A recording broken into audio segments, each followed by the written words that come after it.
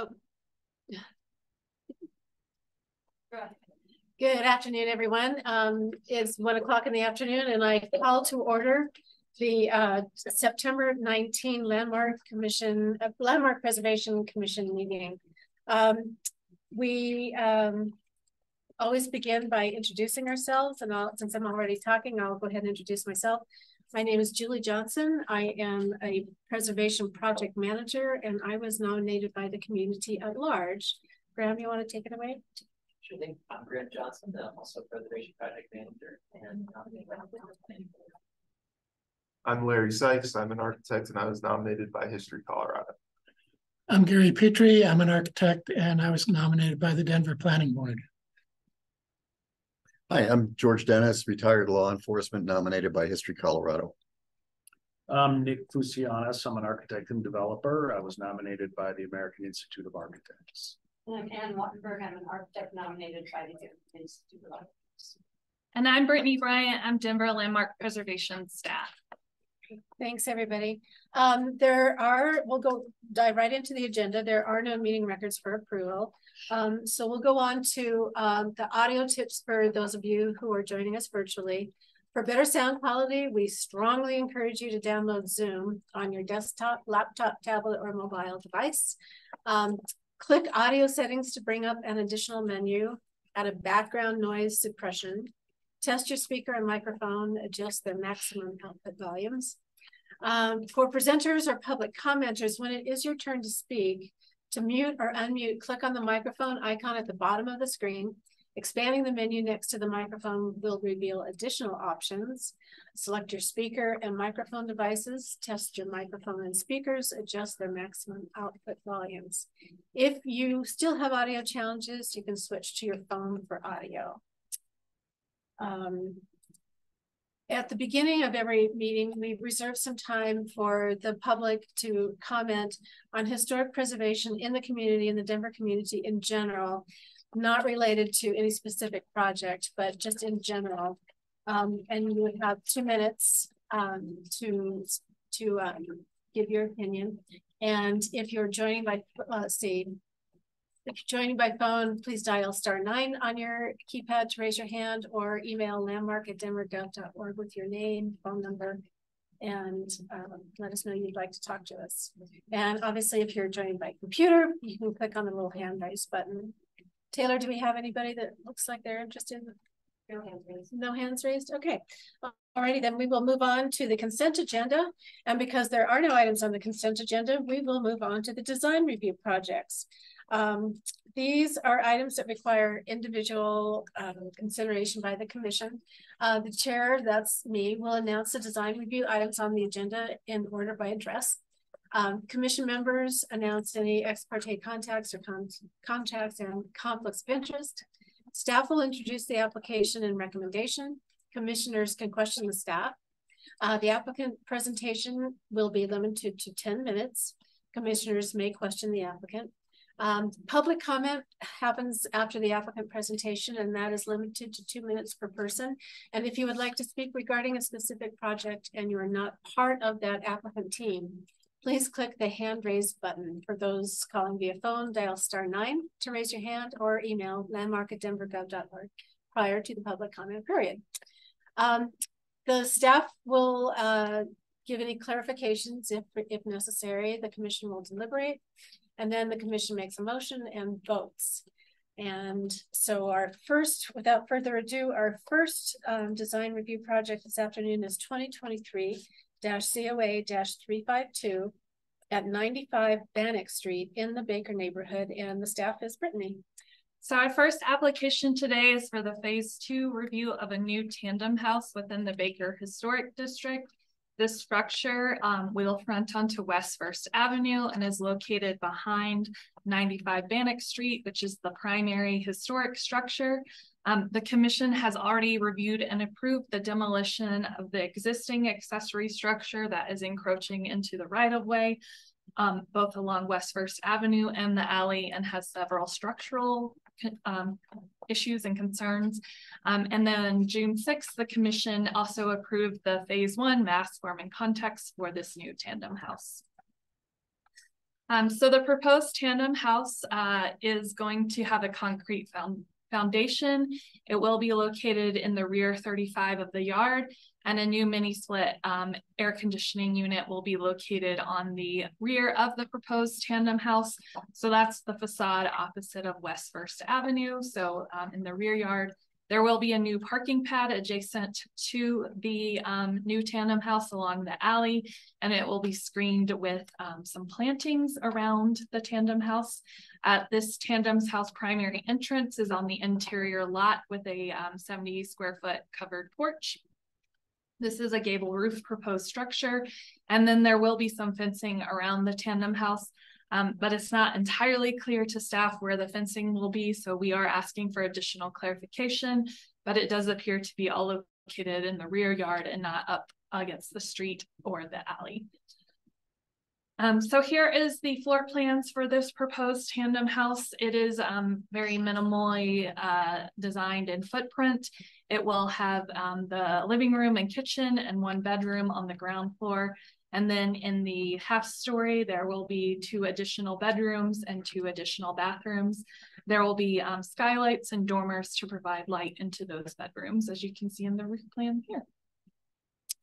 The proposed tandem house is proposed to be clad in Morning Sage brick, which is this brick here from Summit Brick. It is a standard brick.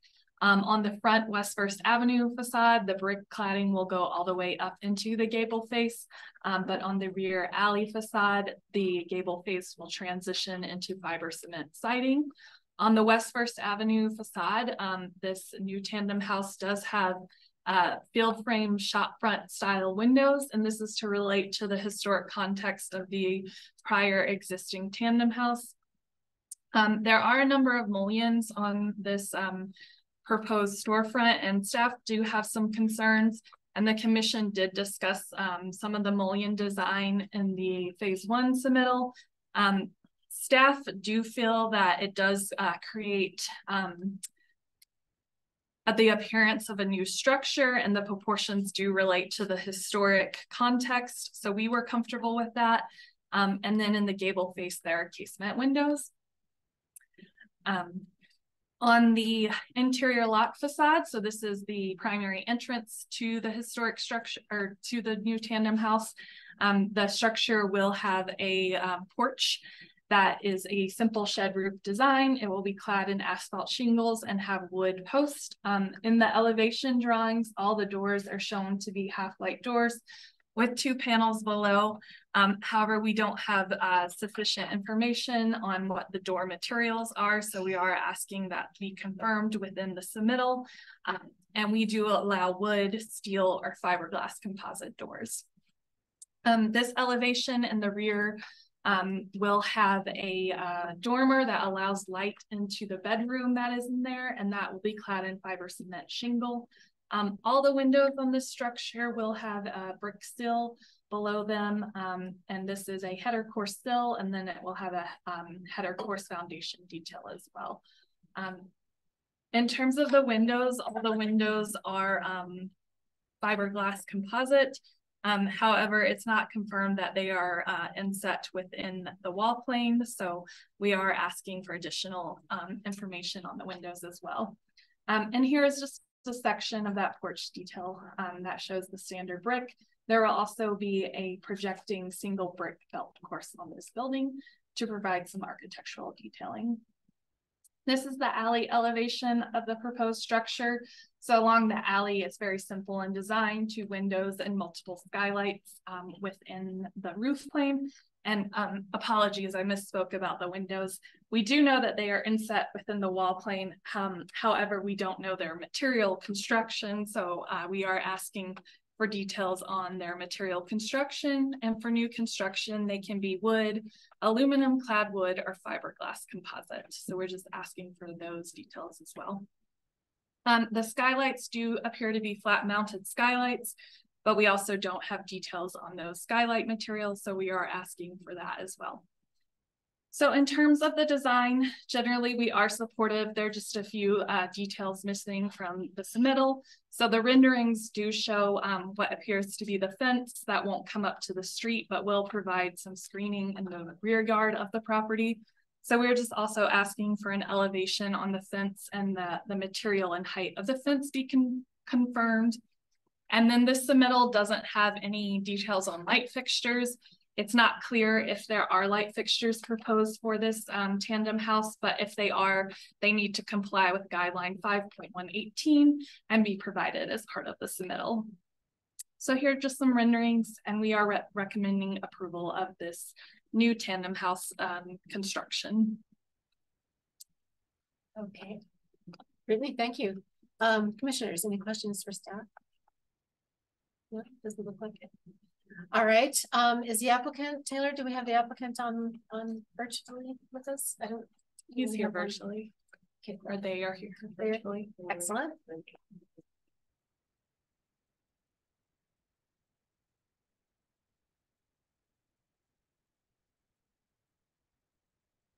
So are the applicants, can you all hear us? Can you? It's okay. This is where the seance thing comes in.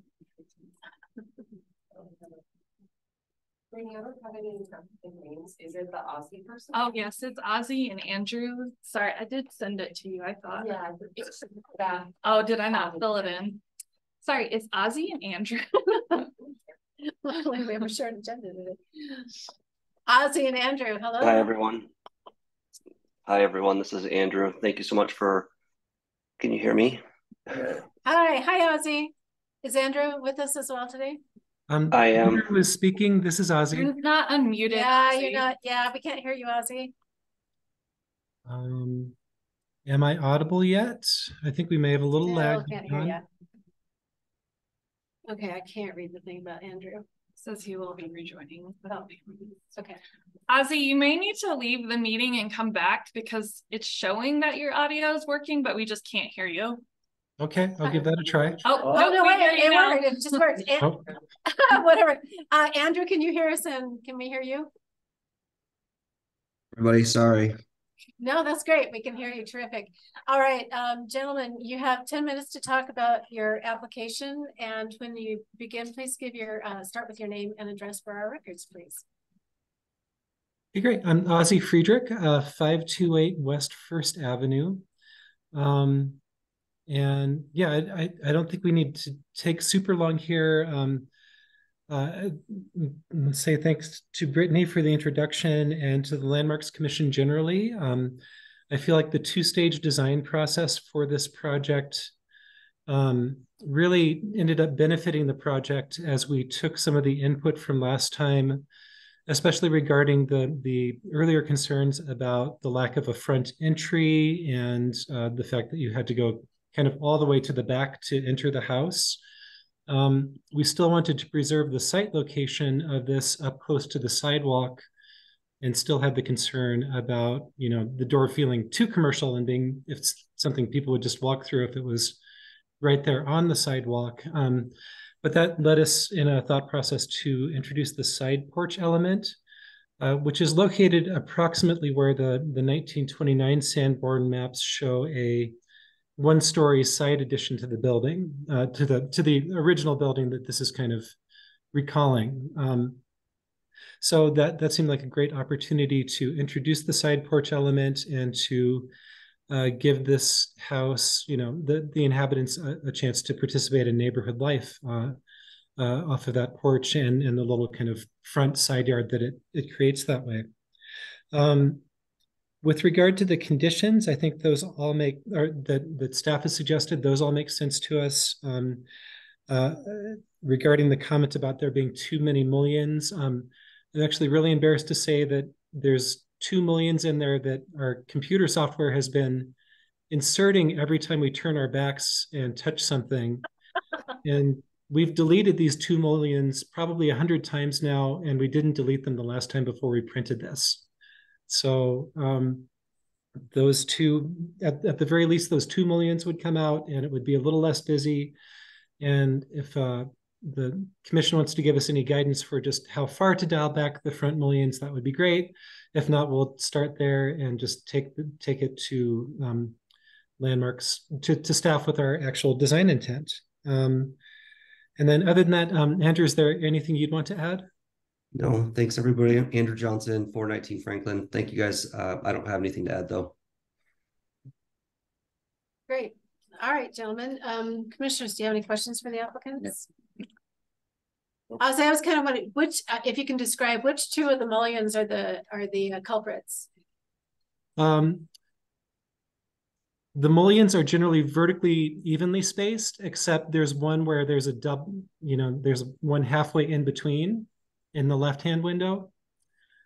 Yeah, okay. That middle one in the left-hand window isn't supposed to be there. Okay. The middle vertical, and then the one that ties into it from below isn't either. So. Okay. All right. Okay, great. Any other questions, commissioners? No? Okay. Gentlemen, you're off the hook. Thank you very much. Thank you. You're welcome. Let's see if there are any public comments. Anybody who would like to make a public comment on this project? Raise your hand, please. Seems like it. No hands are raised. All right. Staff, you have any additions? Okay, great. Okay, commissioners, let's go ahead and go into deliberation then. What do you all think of this project? And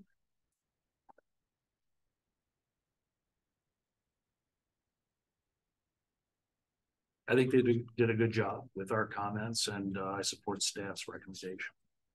Nick, thank you. Same here. Gary, thank you. Okay, I see a lot of nodding heads. Yeah, there's nothing to critique here, and the information, additional information required is quite simple. So yeah, it is pretty simple. So it's a no-brainer. All righty, then, commissioners, do I hear a motion? Madam Chair, I will move to significantly improve application 2023-COA-352 for the phase 2 design details for the new tandem house at 95 Bannock Street. Per design guidelines 4.1 through 4.8, 4.16, 5.6, and 5.8. Character defining features for the Baker Historic District, presented testimonies, submitted documentation, and information in the staff report with the following conditions. Number 1, provide information on the window materials, confirm they are wood, aluminum clad, wood, or fiberglass composite.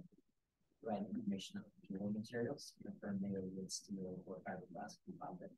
Provide material information for the skylights. Provide an elevation on the fence and confirm material and height. Provide details on light fixtures and to ensure they meet guideline 5.1. Graham, thank you for second. George has seconded it. All in favor, aye. Any opposed, nay? All right, it's unanimously passed. And we are now on to our next design review project. I'll interrupt briefly because I've been part of some pre-construction efforts on this one. Okay, do you need to repeat myself? Okay, that's all right. All right.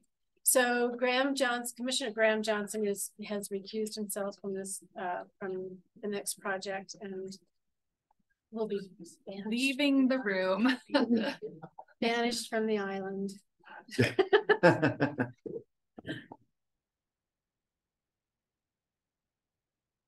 All right, so the commissioner has left the room at this point, and we are now on to 2023-COA-237 at 2760 Larimer Street, which is the Sacred Heart Church. And Bridget Trujillo is our staff person. Whenever you're ready, Bridget, do you need help? Yes. Oh, I think you got it. Is it? You're good. Okay. Okay, this application was first heard by the commission on August the 8th, and it was motioned to continue because the commission had concerns regarding the change of roof height. The applicants discovered plaster damage in the sanctuary ceiling and will need to perform entire roof replacement. The current roof does not meet current building code requirements for insulation. The only viable options will either damage the decorative sanctuary ceiling or raise the roof of the church. Either option is ideal, but staff feels by raising the roof height will be the least invasive option. The proposal is to raise the roof 3 inches evenly across the building. After further research with the building department, there are some exemptions for historic structures. However, without a full submittal logged in for plan review, it's unclear if raising the roof would be exempted or not. Right now, staff is recommending approval because the construction will maintain historic architectural details and the proposed asphalt shingles will match the profile and texture of the existing roof materials. Bridget, thank you. Commissioners, any questions? Nick? Just so I'm clear, I recall where we left this when we discussed it last. And the applicant's still asking for the roof addition to be approved. Are they still going to jointly pursue an exemption, or are they abandoning that approach? I'm not sure. I guess we'll ask them. Yes. Yeah. Thank you. Sure. Commissioners, any other questions for Bridget? Okay, great. Thank you very much, Bridget. Sure. Then is the applicant online? What is it?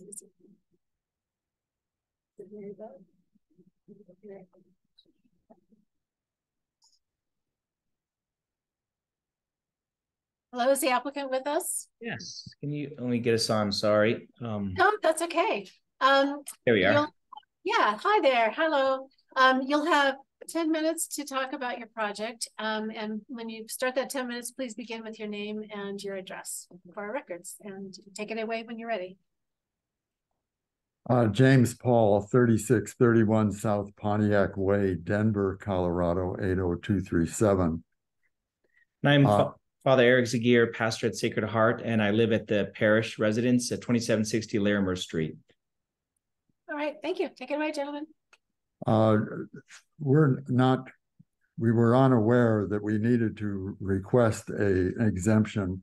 We would clearly want to do that to add some insulation to the roof.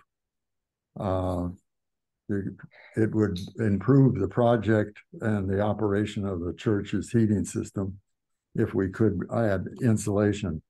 We reduced it from what code would require down to 3 inches, thinking that that would be a good compromise on the height of the edge of the church as it is. So the process of requesting that exemption isn't 100% clear to me at this point, but we would certainly want to apply for it. We do think that the raising of 3 inches from the ground will be almost unnoticeable in reality, and that's we're also finding, just as a point of interest, that the shingle business on housing and in the metropolitan area has gone up by about 20% since our hailstorms this past year. And that's going to be a big problem that will have to be addressed also. But that's the intent at the moment, is that we would raise the roof to 3 inches. All right. All right. Do you have anything else that you want to say? No, I don't. That's it? Okay, cool. Commissioners, do you have any questions for our applicants? It doesn't look like we have any questions for you. Oh, wait, I do have one. Is there any way to quantify what those 3 inches get?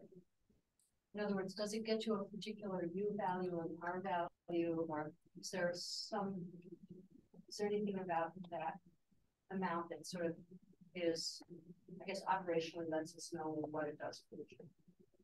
Or is it just seems like a good height in terms of the detail? I'm not sure if I understand the question. Could you repeat the question and say it a little bit louder, because we couldn't hear you well at all? It's kind of very mumbled. My question has to do with choosing 3 inches of insulation, and just if there's any performance metric that says what that 3 inches does for you in terms of insulating the roof. The roof with the 3 inches would give us an R17 on the roof versus what code would be an R30. Perfect, So- thank you. That's exactly what that was. That's what I was asking. Okay, great. Any other questions?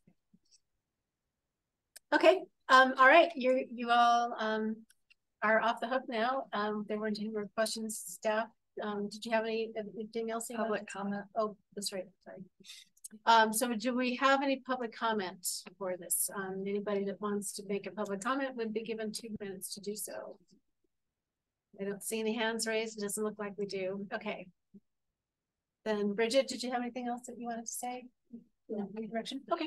I do want to clarify about this exemption to the code. Please. So there is no application process for that. It's something that landmark staff review and write letters of recommendation for all the time. Once a project has been submitted to building and zoning for review, and if it needs exemptions because the requests made by the building code will negatively impact the historic character, we provide those exemptions. So we're not really reviewing any kind of code exemptions today. We're reviewing the requests to raise the roof to address the fact that this building has a leak in it. And this is their approach to addressing that leak. And staff are supportive because we feel the interior of this church ceiling is a character defining feature. I know we don't normally have purview over that, but to us, preservation of the interior roof structure to come into compliance with current code is more important than the asphalt shingle roof, which is not a historic material. Thank you, Brittany. Very helpful. Commissioners, do you have any questions for Brittany about that? Okay, great. All righty. Seeing no questions for staff, let's go ahead and go into deliberation. Thoughts, Larry? Yeah, actually, just to kind of also, I think, respond to your question, and as far as I understand it, depending on the material, but usually it's going to be either polyisofoam or some other kind of closed cell foam. The 3 inches is a good number because it, as far as I understand, prevents condensation happening on the structure once you get to that thickness in this climate zone. So I think that that's the minimum that they should do if they're going to put any insulation at all on the roof. So yeah, for that reason, I would say I think it's a reasonable approach, and I would support it. I think it works a lot better than 7 inches visually, but it still gets them some additional performance. Yeah, exactly. I mean, I thank you for actually having a technical understanding of that. I just wanted to make sure that they were choosing a number for a particular reason, you know, that wasn't 2 inches and it wasn't 4, that 3 inches gets them. It's better from a performer's point of view than what they had before, even though it doesn't actually go all the way to the 7 inches. It's a good. So thank you. No, terrific. Thanks, Larry. Any other thoughts? Yeah. Okay. All right. Do I hear a motion? Madam Chair, I move to approve application number 2023-COA-237 for the roof alteration at 2760 Larimer Street as per design guidelines intent statements 2D, 2E, design guidelines 2.25 and 2.27, presented testimony, submitted documentation, and information provided in the staff report. Gary, thank you. Do I hear a second? Second. Larry has seconded. All in favor, aye. Aye. All opposed, nay. Unanimously approved. All right. Can somebody go retrieve our commissioner? Thank you, Nick. Thanks, Nick. I appreciate you. Our outcast commissioner will bring him back in.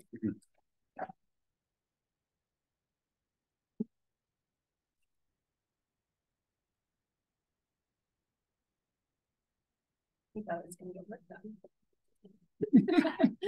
We were too fast for you, Graham. I know you thought you were going to get some work done. All righty. Our next and last design review project is 2023-COA-344. at 3616 Decatur Street in Potter Highlands. And Jesse is our staff person. Yeah. Whenever you're ready, Jesse. All right. Brittany, are you going to control the slides? You have control. Okay. I don't always.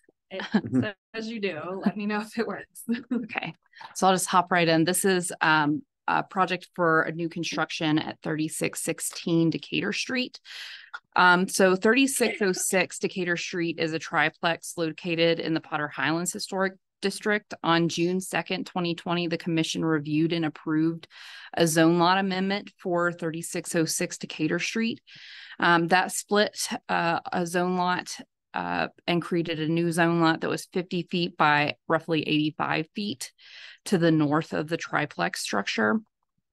The applicant is requesting, again, to construct a new primary structure on that approved zone lot under the address 3616 Decatur Street. And the structure will be a single family residential structure with a basement level ADU. Okay, it's working. So this new structure will face onto Decatur Street. I have it highlighted there with the red dashed line. And it will be to the north of the building. It will be, excuse me, let me back up there. So it will face onto Decatur Street, and the north side will face onto the alley. The building will be set back 20 feet to the front wall of the house and 14 feet to the edge of the front porch. This is fitting in with the range of setbacks in the immediate block context. Staff would like to mention that the depth of the lot is a bit shallow, but there are a huge range of lot sizes in this district, and it does match the depth of the property to the south that it was split off from. And here is pictured the ground plan comparison, and I've highlighted the measurements for the structure in red.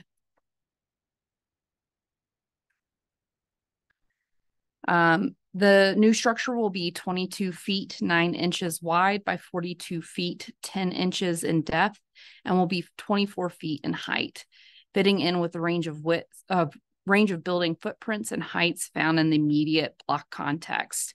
And pictured here is the streetscape studies and the proposed site plan for your review. So you can see layout and how it fits into that larger block context. And then here are the floor plans and roof plan for the structure.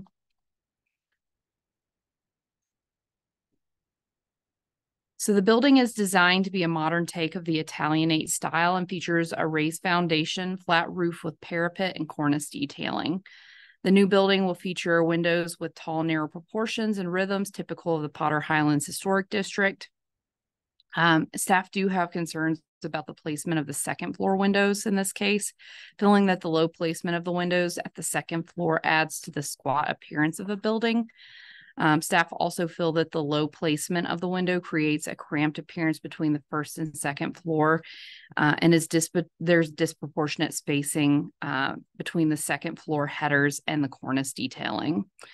Staff do recommend centering those second floor windows between the banding detail and the cornice to better distribute the opening sizes and hopefully provide some visual height to the building.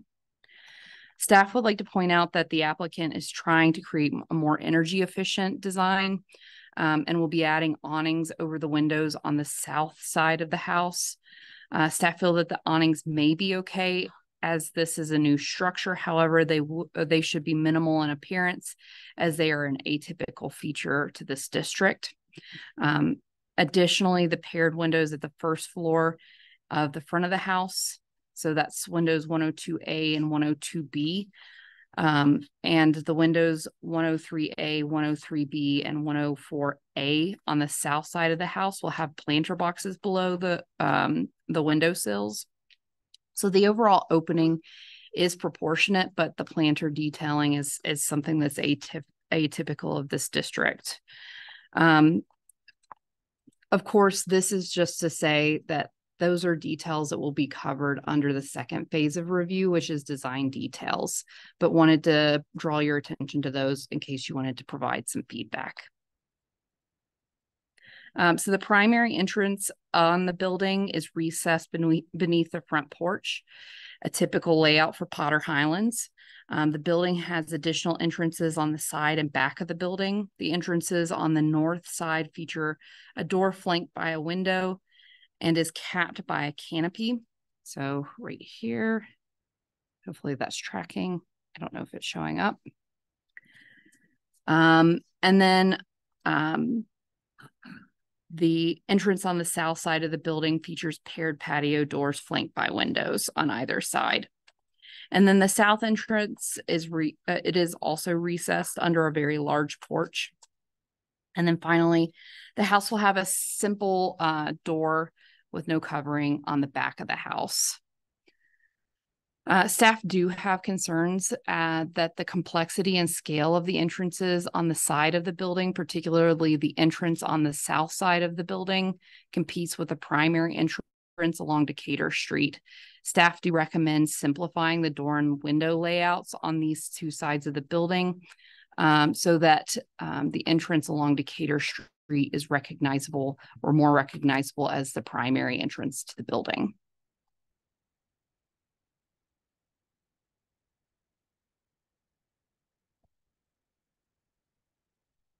It took away control.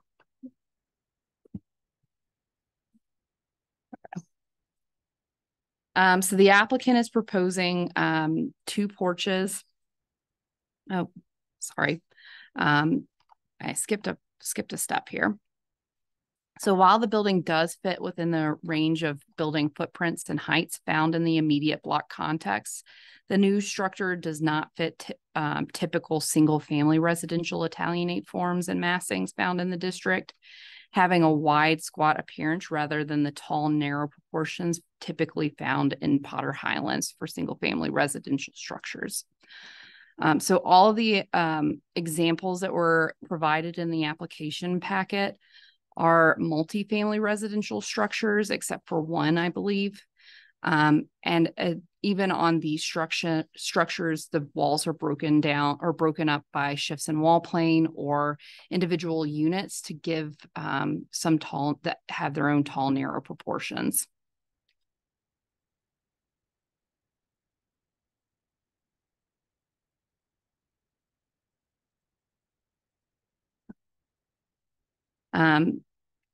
So onto the porches, the applicant is proposing 2 porches. One is on the front of the house and one is on the south side of the building. And then they are also proposing a small canopy to the north side of the building. The front porch has a low hipped roof supported by square columns and has a footprint of 7 feet by 22 feet and will be approximately 13 feet in height. The porch roof will have an overhang of 3.5 inches. Staff are supportive of the depth and width of the proposed porch, but feel that the porch height is slightly too low and should align or be brought up to align with the horizontal banding between the first and second floor. The south side porch features a low hipped roof supported by square wood columns and has a footprint of 7 feet 11.5 inches by 12 feet and will be 10 feet 10 inches in height. The porch roof will have a 3-inch overhang like the front porch. So staff do feel that the proposed side porch footprint is too large and competes with the front porch. Staff feel that the side porch depth should be reduced so that the front porch remains a priority on the site. Additionally, the applicant could use a canopy over the south side entrance or construct an uncovered deck if they needed additional space, outdoor space.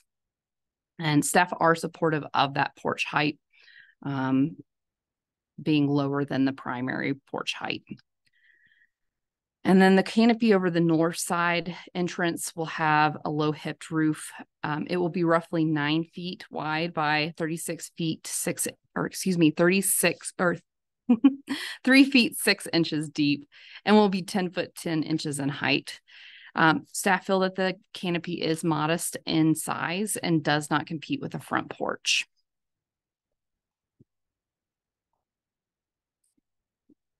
One additional element on the primary structure is the chimney.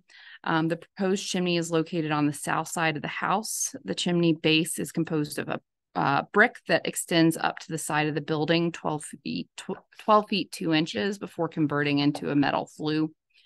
The proposed brick base with exposed flue chimney form is not found in the Potter Highlands Historic District.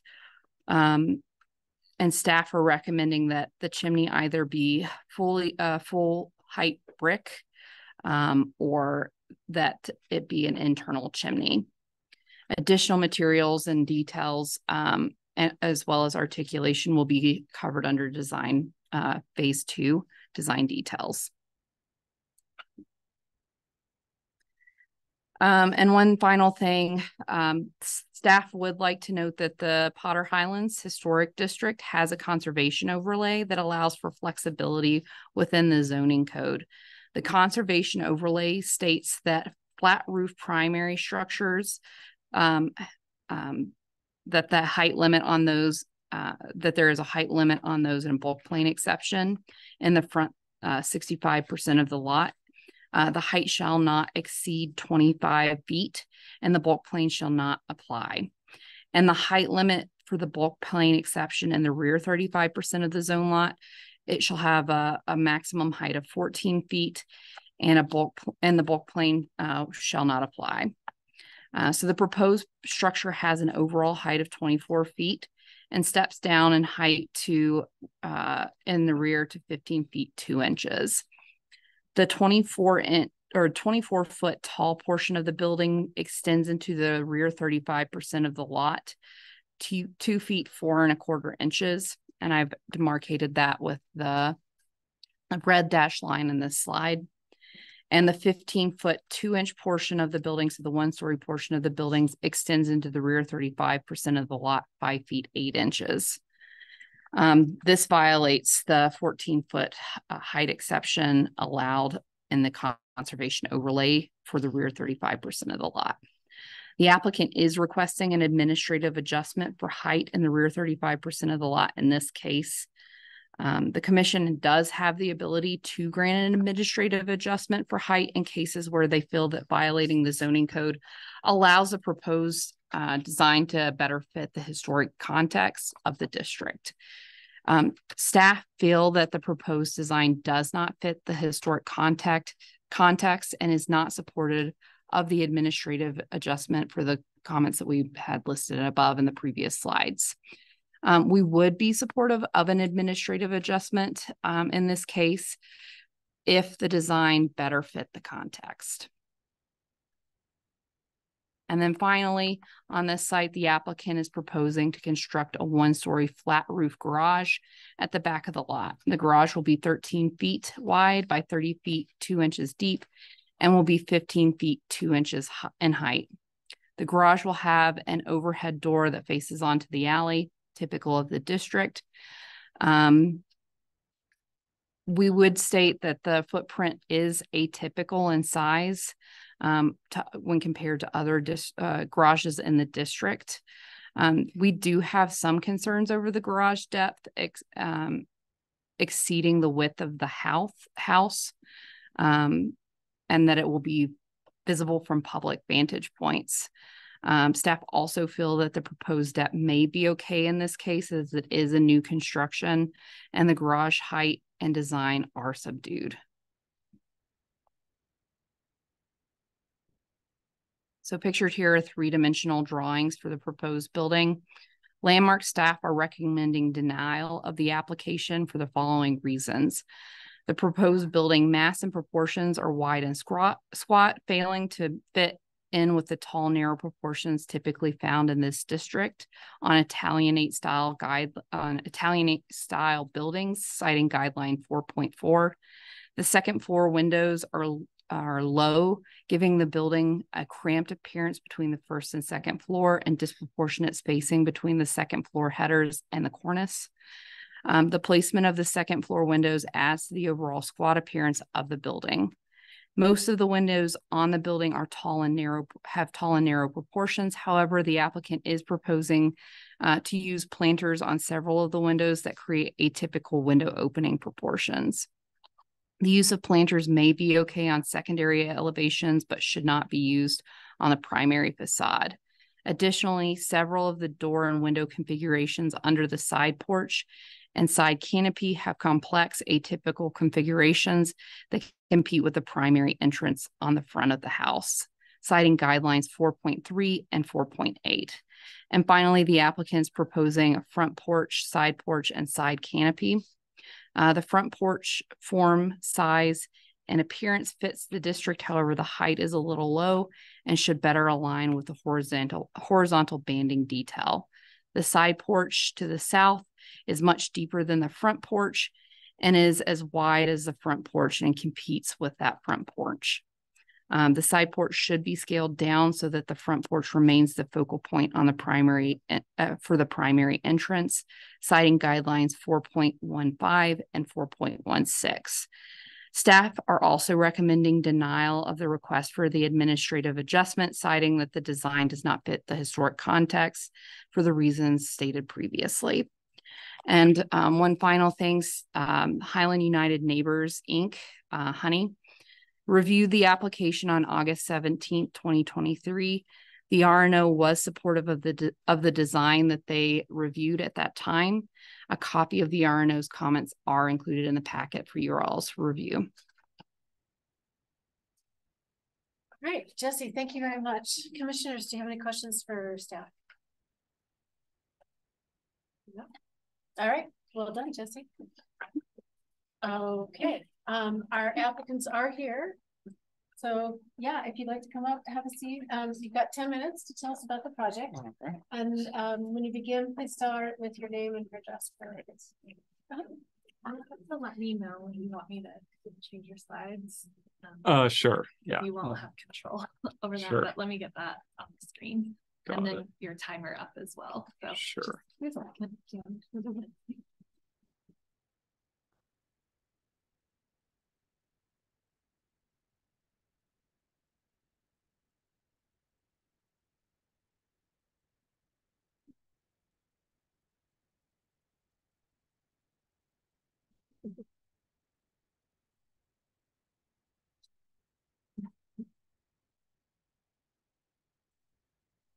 When you're ready. Right.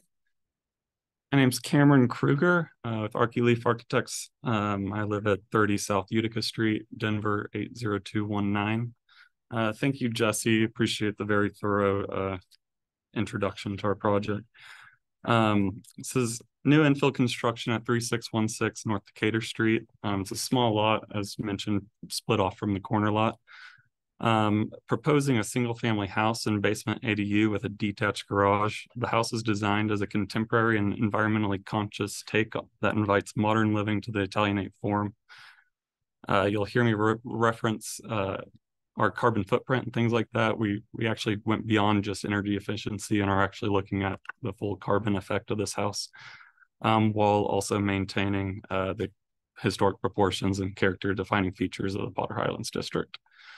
As you can see on A005, which is the ground plan comparison, our particular block is peppered with various building styles and non-contributing structures. Without immediate context driving the style, we decided on the Italianate form due to the restrictions of the small lot and allowed bulk plane encroachments for flat roofs.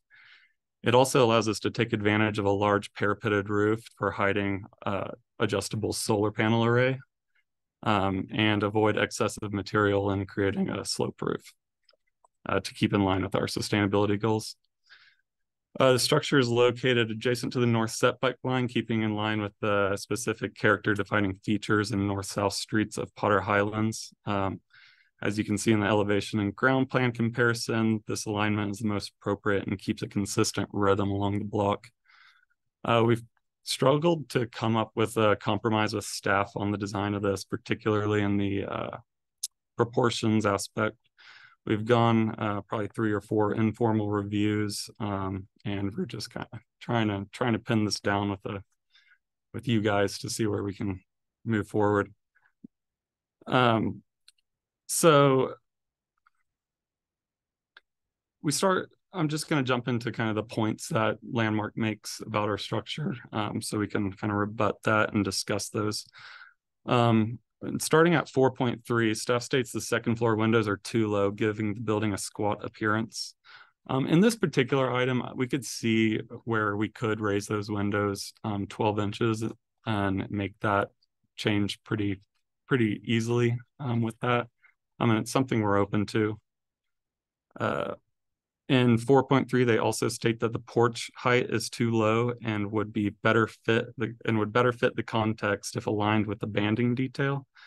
The front porch in our submittal at the bottom of the beam is at 9 feet. The porch on this reference is at 7'9". Many other Italianate porches that I measured were lower than 9 feet, and don't necessarily agree that our porch is too low for this context. We also think that raising the porch would kind of kill the human scale of this thing. The inside of the porch height right now in this project is 13 feet. So we're already talking a pretty sizable porch there.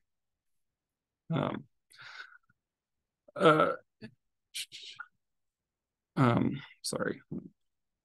I think one thing, and instead of raising the porch to that banding detail, I realized that when I raised that banding detail, it effectively raised the height of the garage and the rear single-story space. I think it would be more appropriate to lower that banding down to align with the maximum height at the rear of the property at 14 feet.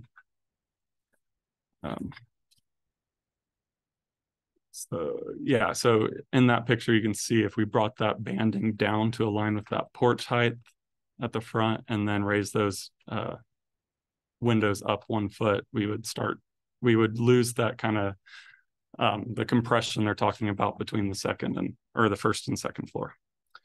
Moving to 4.4, staff states that the building fits the block proportions, but not the proportions of other Italianate structures in Potter Highlands. Stating that Italianate structures are tall and narrow while our structure is wide and squat.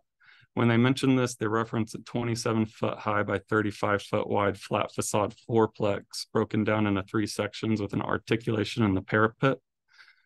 I would like to reference this property, 3224 North Bryant Street.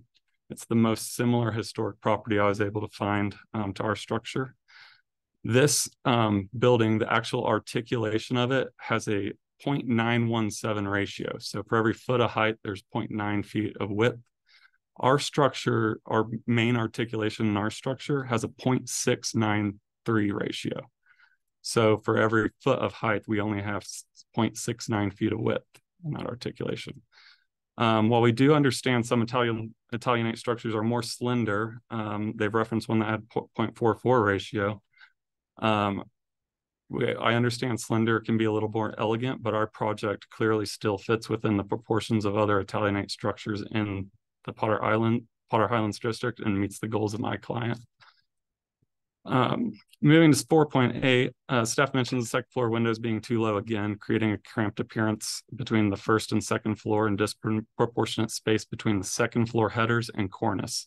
Again, this can simply be resolved by moving the second floor windows up to 8 foot header, which is a 12-inch increase. We do get comments from staff that we do have another foot of height we're allowed to play with. I want to mention that we're struggling with this forehead height we're talking about, and they're wanting to raise these windows. So we're raising the windows, the forehead height's too tall. Now we want to raise the top of the building another foot, and then now we have another big forehead. And so it's kind of this struggle between, what parts we need to kind of focus on to move this forward. On 415, staff states that the south side porch competes with the front porch and should be scaled down. Staff also states in character defining feature comments that the secondary entry door and window configuration is too complex. Looking at the perspectives, you'll notice the simplified nature of the side porch. While the front porch is taller, has bigger columns, and a dropped beam, the side porch is lower, has a recessed beam with minimal columns. This allows protection from the sun to the south side, shades the side door, and introduces a modern connection between the interior and outdoor spaces. Now imagine this porch is removed and the clients put, you know, a 10 by 10 gazebo up there or something. You can also see that the south porch as a sort of architectural deconstructionism of the Italianate form, effectively folding out the facade to create the porch roof. You can imagine the shingle facade as a curtain with the side canopies spreading the curtain apart and exposing the structure and life inside the building. We do not feel the roof covering or post visually affect proportions of the main structure. While we do understand there was a minimal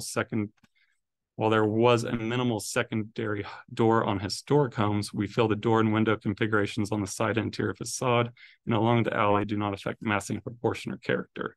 This is designed to be a modern take on the form and not just a duplication of the ideas from the past. In 416, we again reference porch height being too low and should align with the banding. Again, I would like to just lower that banding to that 14-foot height, which would then align it with our front porch as well.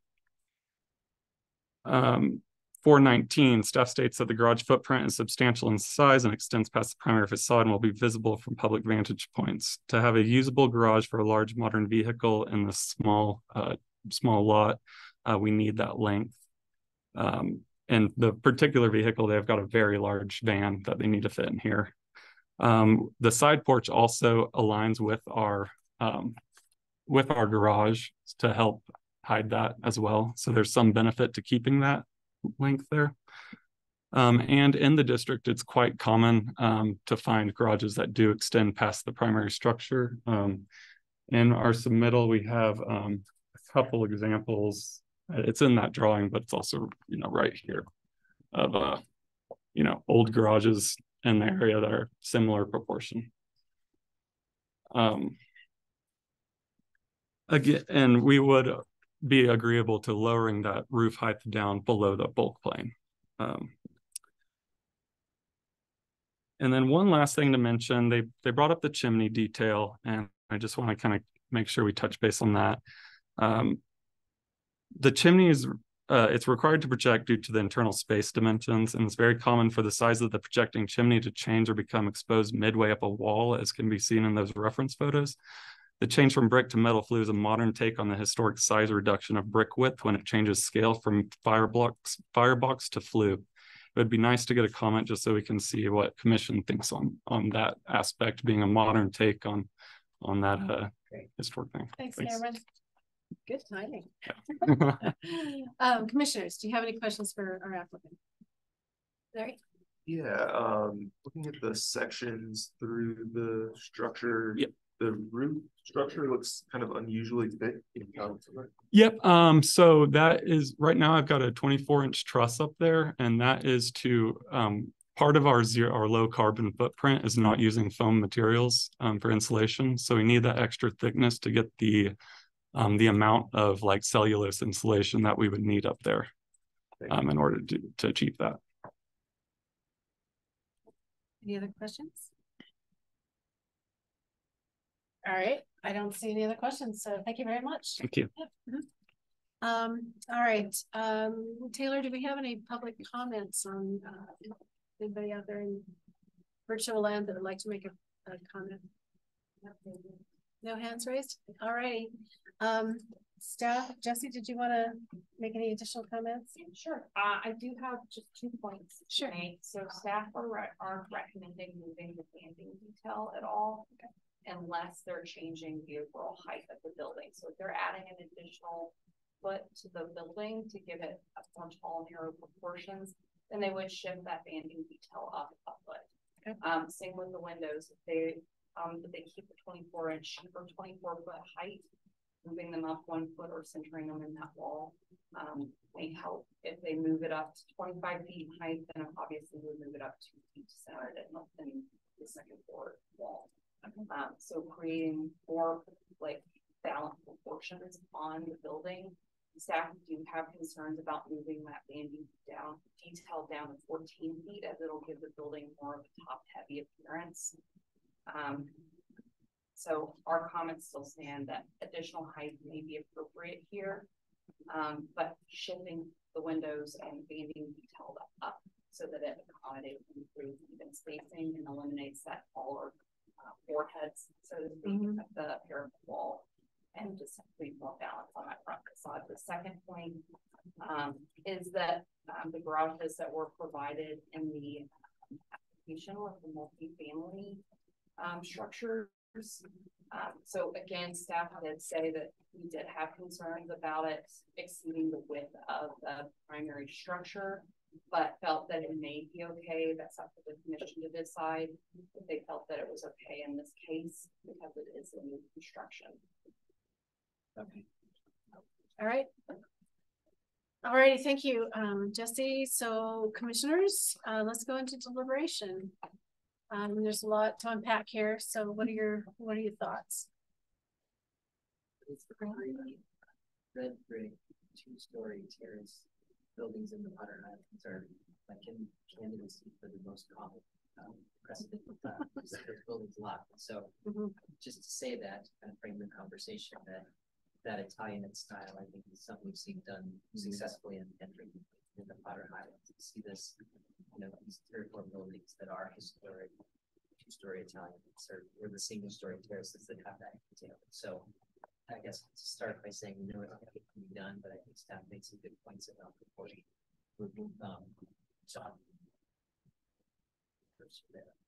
Okay. All right, Gary.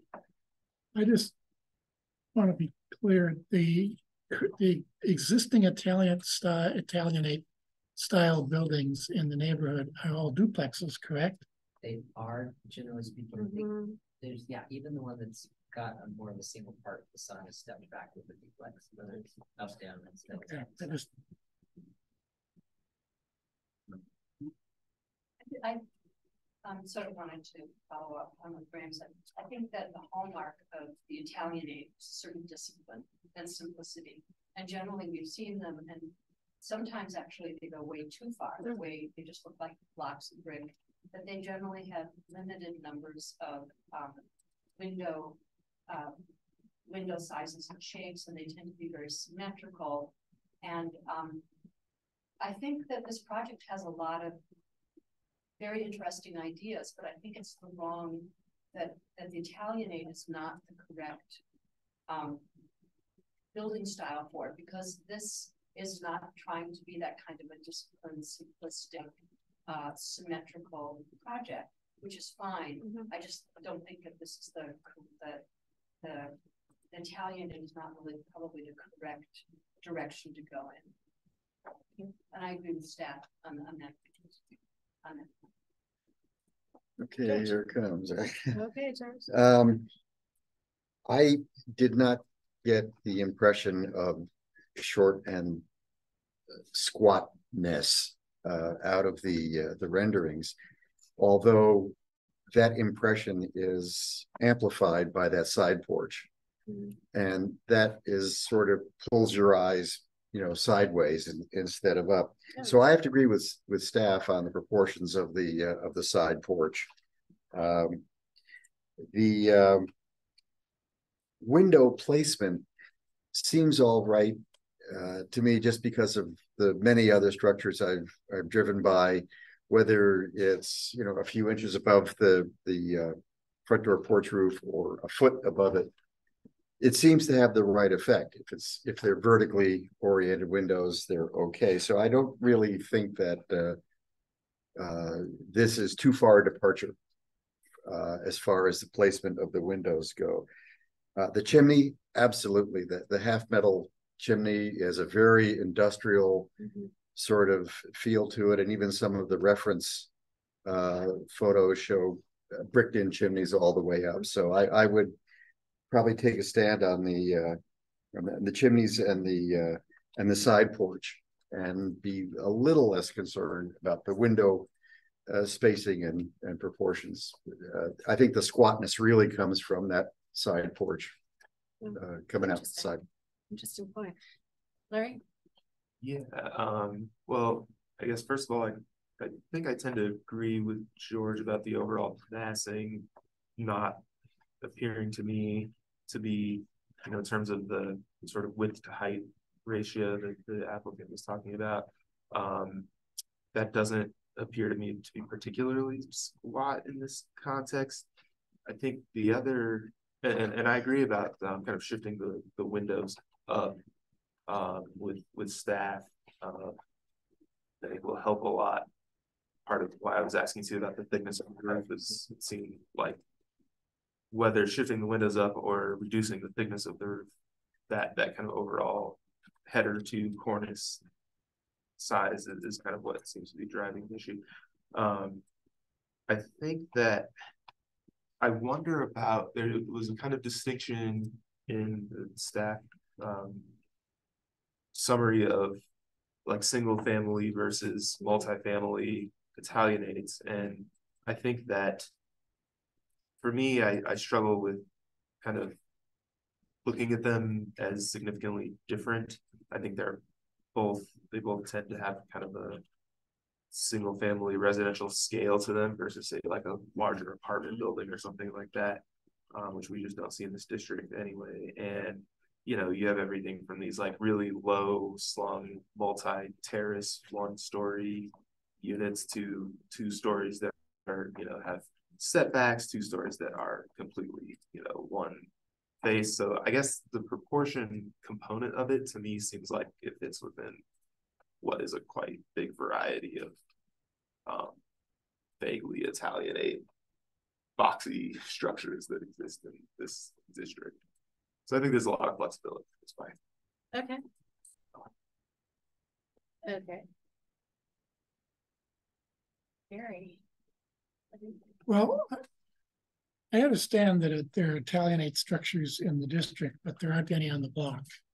And when you look at the whole block, I have a serious concern about the compatibility of this proposal. Trying to insert an Italianate structure on this block. So that's my primary difficulty. In fact, I'm having a little trouble seeing Italianate even in the proposal. And maybe that gets to what Anne is saying, is that there's a certain rigid discipline that makes it work.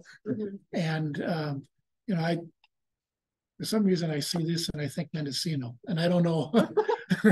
Maybe that's the shingles, maybe that's the metal stack on the chimney, but it just doesn't, overall doesn't fit well enough to be considered compatible with the district from my perspective. So it sounds like you and Anne are in agreement that it's probably the Italianate. It's not really Italianate, and it's not probably compatible, even if it wasn't, wouldn't be compatible for this block.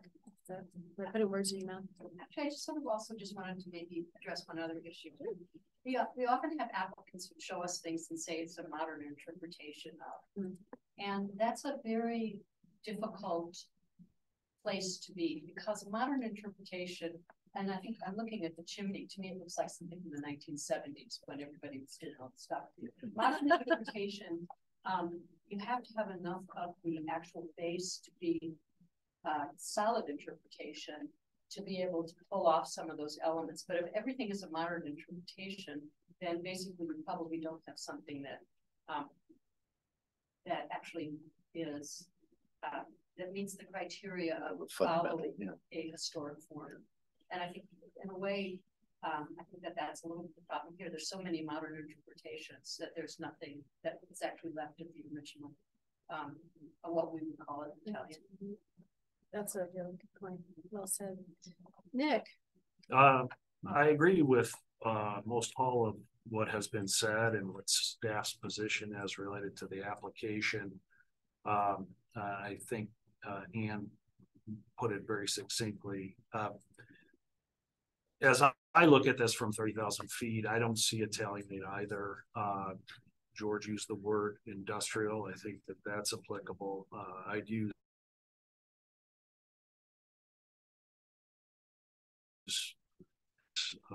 the window penetrations, and then as capped off by the chimney changing materials a third of the way up. It feels almost riverboat-esque to me. And so, and I don't believe that that's in keeping with the context. So and then to the, positioning of the second story windows, in addition to raising them up, I think that would help with proportions. And then what exacerbates the squat sort of takeaway, if you're looking at the front elevation with the front porch, is the double hung windows versus single double hung windows, which are used everywhere else on the house and were shown as in the examples of Italianate that were put side by side with this structure. So something to keep in mind. Lastly, I agree with staff regarding the mass and not approving the increase in depth. And then the garage, I do think it's a distraction that it is deeper than the house is wide. And it's not a tandem garage because it's not deep enough for that. It just seems like a tweener, but something to be discussed and thought about further. Maybe an important distinction to make, because we've talked about two ways: the square form versus that being maybe inappropriate on the block, or that's an interpretation. And I guess if staff's recommendation towards denial in that conversation, or like clarifying maybe sort of the applicants without design, right? But right. Yeah. What can we? Yeah. Is there an Italian style that we agree on, or a square, a boxy form that fits in this context, versus something that's easy? We've got a craftsman in the Queen Anne, craftsman duplex, and Tudors across the street. Yeah. Block, right. So it's an eclectic block, right? Sort of. Yeah. I think it's eclectic. But I guess just path forward for the applicants. I feel like that's maybe a helpful clarification to make here. That works, but no. That makes sense. Right. And well, without being prescriptive, I think the problem is if you're going to do an Italianate, it has to be actually quite disciplined. And if that's not where you're going, which is fine, then I mean, I'm not sure it's our place to say it, then I think probably a different form, because there are lots of forms of older historic structures that we see that are basically additive. That's a great, that is a great historic form in lots of ways. And when I look at this, I think, well, maybe looking at an additive form would be a more successful direction than trying to take this project and make all the windows line up and everything the same size. But that's probably just a friendly comment, not a official. Not design yet. Any other thoughts? Anybody the water form, sorry. Oh, good. Just go right ahead. Any other thoughts? Anything that might be helpful to the applicants as they go forward? Larry, you're thinking. Yeah, no, I mean, just thinking about that because I think it's called a bulk point violation, but it's really about the front to rear 35 versus 65%. And I guess the question I would have is, if we're going to encroach a couple of feet, I mean, why not just make the whole thing be a two-story extrusion as opposed to having this bit of a setback that looks like it's attempting to respect it. It's like if the goal is to have a sort of Italianate, relatively pure form, I really agree with Anne's assessment that it should have a lot of discipline to it, and we could say, okay, this makes sense as historic, respecting the historic context, but as it is. And I also think I didn't mention, but I agree with George and with staff report that the scale of the side porch also and the chimney detailing also kind of undermine the Italianate reference. I don't know how I feel about the garage. I think I could still support it being a bit longer if it is, significantly. If it didn't have the side porch amplifying it. Yeah. I mean, it just pulls your eye over there, then you got the side porch and then smack into the And then you can garage. see, yeah, you see the garage right there, yeah. And I think as a friendly suggestion around the side porch, and I'm curious what other commissioners, if they might agree. I think part of it might just be the fact that it has posts instead of maybe, and how far it sticks out, but if they had posts, or I mean, if they had brackets maybe or something that didn't stick out as far, I feel like there's a lot of precedent in, you know, this, maybe not, I don't know, this neighborhood, but in We're just Denver in general for side porches. Well, I understand that side porch is trying to be an outdoor living space, and maybe the problem is trying to do too much with an Italianate style that doesn't support outdoor living spaces. Yeah. Not to say that it shouldn't have an outdoor living space, but it probably needs to be designed differently. Yeah. Right. Yeah, the side porch doesn't work with Anne's theory of discipline. To me, that's, I mean, I think that's where that is no problem. Any other comments for the commissioners, or not for the commissioners, to the applicants? Just a quick clarification. Sure. There's no bulk plane in this case because of the overlay.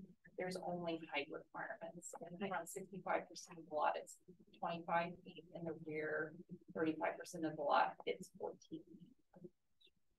So it would be a height violation, not a bulk plane violation. Okay. All right, thanks. But I think we're saying that with the right design, we might be agreeable to allowing for the higher. Right, yeah. Yeah, I think so. Yeah. A little less modern, please. Yeah.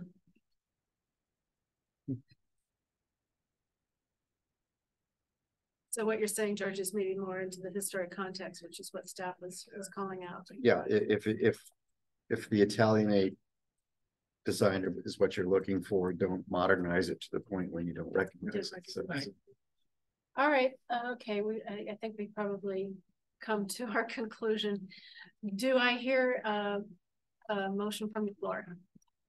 I can make a motion. Great. Thank you, Anna. Madam Chair, I move to deny application 2023-COA-344 for the phase 1 mass form and context at 3616 Cater Street, as per design guidelines 4.3, 4.4, 4.8, 4.15, 4.16, character defining features for the Potters Highlands Historic District presented testimony, submitted documentation and information provided in the staff report.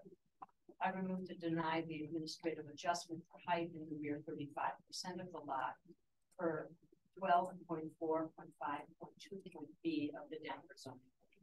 And thank you. Do I hear a second? Second. George has seconded it. All in favor, aye. Aye. Opposed, nay. All right. The project has been denied. The application has been denied, and the applicants will need to work with Jesse if you have any questions moving forward. All right. We have come to the end of our project design review. There are no business items. There are no business items. All right. Do we have any discussion items? Just that Gary asked about a landmark design review supervisor position that we currently have posted. So this is a position that would supervise the design review team. Jen would still remain the manager of landmark preservation, so she would be the overall manager of the entire team. This is just a supervisor position to supervise the design review team. We were approved for this position by the mayor, and we have previously posted it before, but at that time we did not hire anyone, so it's reposted again, and it'll be posted for 5 weeks. I think 3 days or so have already gone by in the posting, so it'll be posted for a while. So if you have anyone you want to share with your networks, we do have that open. And in terms of like structure, it's a position between the principal city planner, then the supervisor, and then Jen, the manager. So that's how that would work. Okie dokie. Anybody having to apply? You're gonna have to recuse. You have to leave the commission. Yeah. All right. Is there anything else? There is nothing else for this meeting. Okay. Did you all get a chance to see the virtual or go to the window meeting person? I did. It's on YouTube, so that's how I watched it. So if you haven't seen it yet, and we will. It's must-see TV. We will probably likely have another meeting just to facilitate more public involvement, but we haven't really moved forward with that yet. So I will update you guys when I have more information. No worries. And the newsletter just came out and it looks like a lot of good stuff in it. All right. Anything else for the good of the order? All right, then I am closing the meeting at 2:19 p.m. All right, everybody have a good afternoon.